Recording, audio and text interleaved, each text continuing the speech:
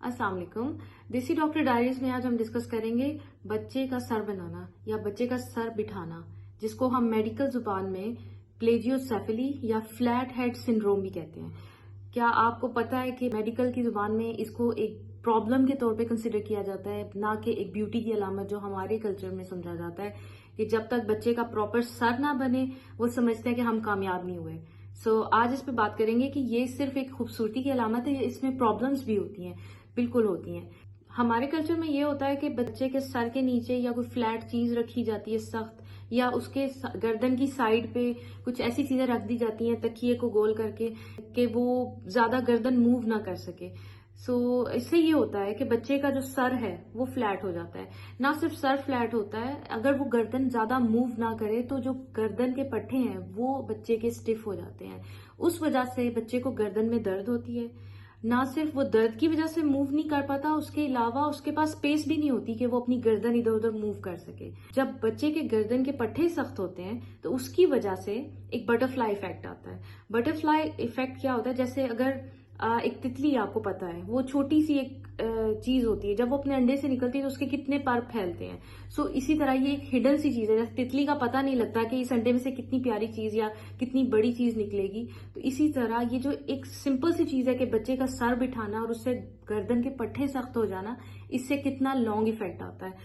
सबसे पहले तो गर्दन के पट्टों के बाद आपकी रीढ़ की हड्डी आती है। पूरी की पूरी रीढ़ की हड्डी के आसपास जो पट्टे हैं वो स्टिफ हो जाते हैं, जिसकी वजह से बच्चा अपने आप को ज्यादा बेंड नहीं करता। तो उसकी वजह से बच्चे का एक रिफ्लेक्स होता है, बियर्स रिफ्लेक्स, जिसमें बच्चा अपनी टांगों को अपने पेट की तरफ लाता है अगर आप उसको उल्टा लेटाएं। ये बियर्स रिफ्लेक्स है, ये बहुत ही क्रिटिकल और इम्पोर्टेंट रिफ्लेक्स है, जो कि हमारे दिमाग के राइट साइड और लेफ्ट साइड की इंटीग्रेशन यानी आपस में कोऑर्डिनेशन को इस्तेमाल करने के लिए बहुत इंपॉर्टेंट एक चीज होती है।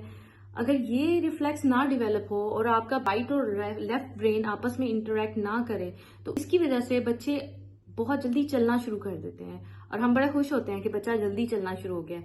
बेसिकली बच्चे को टाइम चाहिए होता है, ब्रेन डेवलपमेंट को टाइम चाहिए होता है। आपके जो दिमाग के पिछले हिस्से में एक हिस्सा होता है सेरिबेलम आपके बैलेंस को कंट्रोल करता है। जैसे अगर आपको चक्कर आते हैं, उसके बाद आपका बैलेंस बनता है, लड़खड़ाने की बजाय आप नॉर्मल होते हैं, तो ये सारा काम आपका सेरिबेलम और कुछ हिस्सा आपका जो ब्रेन कान के अंदर के कुछ हिस्से होते हैं वो मैनेज करते हैं। ये एक बड़ी क्रिटिकल डेवलपमेंट है जो इफेक्ट हो जाती है अगर आप उस ब्रेन के हिस्से को इस्तेमाल नहीं कर रहे और जल्दी चलना शुरू हो गए हैं। इसकी वजह से आपका जो सेरिबेलम है वो प्रॉपर डिवेलप नहीं हो पाता। अगर ये चीज डेवलप नहीं होती प्रॉपरली तो इसके बाद जो मसाइल आते हैं उसको मैं अब आपको बताती हूँ। हम शुरू हुए थे हेड से, फिर नेक पे, उसके बाद रीढ़ की हड्डी और नीचे तक सारे पट्टे, इवन बच्चे जो फेशिया होते हैं हमारे, एक लेयर होती है पट्टों के ऊपर, ये तक इफेक्ट हो जाती है। इसके बाद जो फाइनल रिजल्ट्स जो बच्चों में हमें नजर आते हैं वो ये हैं कि उसमें पुअर अटेंशन देखने को मिलती है। पुअर अटेंशन ये है, जैसे आपने बच्चे को बुलाया है, उसका नाम लिया है, वो आपकी तरफ देखेगा लेकिन स्लोली या बहुत बार बुलाने पर। इसके अलावा बच्चे में लैंग्वेज डिलेज आती है। लैंग्वेज डिलेज क्या है, यानी बच्चे को बोलने में प्रॉब्लम आती है, वो बहुत देर से बोलना शुरू करता है। इसके साथ साथ बच्चे को फीडिंग प्रॉब्लम्स होती है, जब बच्चे को दूध से सॉलिड फूड पे कन्वर्ट करते हैं कि हम चाहते हैं कि आप बच्चा कुछ खाए भी साथ में, उस कन्वर्जन में बच्चे को बहुत प्रॉब्लम आती है और वो अक्सर रिफ्यूज करते हैं। वो कहते हैं कि हमने सिर्फ बॉटल फीड लेनी है या जो भी माँ का दूध है, ये चीजें उसको प्रेफर करते हैं। इसके साथ साथ जो उनकी मोटर डेवलपमेंट है, रोजमर्रा का कोई भी काम बच्चा कर रहा है, फॉर एग्जांपल उसके हाथ में कोई चीज पकड़ा रहे हैं वो पकड़ रहा है, या वो क्रॉल कर रहा है, या वो सीढ़ियां चढ़ रहा है, या उसके एक चीज से हाथ पकड़ के दूसरे हाथ में ले रहा है, इसको मोटर डेवलपमेंट कहते हैं, इसमें उसको प्रॉब्लम आती है। इसके अलावा बच्चों की इन लेटर लाइफ उनकी नजर कमजोर होने का खतरा होता है। इसके साथ साथ यही बच्चे जब इनकी ये ओवरऑल कोऑर्डिनेशन और ये मोटर डेवलपमेंट एक सही तरह नहीं डेवलप हो पाती, तो जब यही बच्चे स्कूल में जाते हैं तो इनको स्पेशल नीड्स चाहिए होती हैं, यानी उनको बाकी बच्चों से वो स्लो हो जाते हैं। मतलब वो ये नहीं है कि बच्चे पढ़ नहीं पाते, पढ़ते हैं, लेकिन उनको बहुत मेहनत करनी पड़ती है, इवन टीचर्स को उन पर ज्यादा मेहनत करनी पड़ती है और वो बाकी बच्चों से थोड़े से स्लो हो जाते हैं। इसके अलावा इन बच्चों में एंजाइटी, डिप्रेशन और लो सेल्फ एस्टीम भी नजर आई है।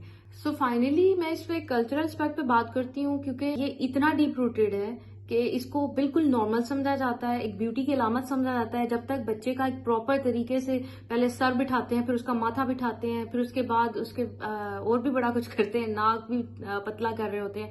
سو یہ چیزیں آپ کے اوور آل باڈی کی سیمیٹری خراب کر دیتے ہیں. نہ صرف بچے کی فیشیل ڈسٹارشن ہوتی ہے، آپ یقین کریں اللہ تعالیٰ نے آپ کو شاید اس سے بھی زیادہ فیچرز پیارے دیے ہوئے ہیں، شکل پیاری دی ہوئی ہے، لیکن آپ نے خود اس کو نارمل اپیئر ہونے ہی نہیں دیا. کیونکہ اس ڈسٹارشن کے بعد جب ہیڈ فلیٹ ہو جاتا ہے، اس کے بعد آپ کی پوری ہیڈ سٹرکچر وہ ڈسٹرب ہو جاتا ہے اور اس کی اسپائن تک افیکٹ جاتے ہیں اور لیٹر لائف ہپس کی جو الائنمنٹ ہے اس میں بھی افیکٹ آتا ہے. سو یہ ایک سمپل یہاں تک چیز نہیں رکتی ہے. سو یہ اس پہ بات کیوں میں کر رہی ہوں ارلی آن، کیونکہ بہت ہی ڈیپ روٹیڈ اور بہت ہی پکا ایک ہمارا کانسیپٹ ہے کہ بچے کا سر فلیٹ ہی ہونا چاہیے. سو یہ اپنے بڑوں میں بھی ان کا قصور نہیں ہے، انہوں نے اپنے بڑوں سے سیکھا ہے اور وہ آگے کنورٹ کر رہے ہیں. بٹ ایز نیو جنریشن ہم لوگوں کا فرض بنتا ہے، اگر آپ کے پاس اللہ نے اپرچونٹی دی ہے کہ آپ اس چیز کو اچھی طرح سمجھ سکیں، آپ کو بتانے والا کوئی ہے تو ضرور اچھی چیز کہیں سے بھی پتہ لگے اس کو پک کریں اور آگے پھیلائیں اور اپنے بڑوں کو پیار سے سمجھائیں کہ یہ چیزیں جہاں تک ہو گئی ٹھیک ہے، لیکن آگے اس چیز کو پاس آن نہیں کیا جائے. اپنا اور اپنی فیملی کا خیال رکھیں. Thank you. اللہ حافظ.